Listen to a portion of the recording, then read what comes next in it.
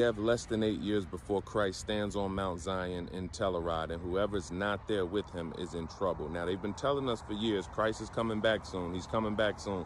But he couldn't come back before the 400-year prophecy of Genesis 15:13 was fulfilled. Because if you believe every prophecy in the scripture must be fulfilled, then you believe Genesis 15:13, where God told Abraham his descendants would be strangers in a foreign land for 400 years and they'd be oppressed before he would deliver them and bring them back to that land of Canaan or the promised land. Now, they rejected the Messiah when he first came, and he said, because you have rejected the kingdom, it will be torn away from you and given to a people who will bear fruit.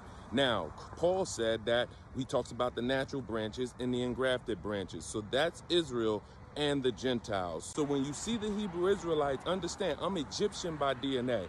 And Ezekiel and Isaiah said that my people would be scattered through the countries. He said, God said, I will break the arm of Pharaoh and I will scatter the Egyptians into the countries. He also said, I will put a cruel Lord over them. So when we actually see who came on the transatlantic slave trade, according to prophecy, it was Israelites as well as ancient Egyptians. But he promised to gather us. But you do not get to break his commandment and hate and think you're going to receive salvation, which is why the scripture says only 144,000 Israelites by blood are going to stand on that mountain with him in Mount Zion. So they don't have a monopoly on the Messiah.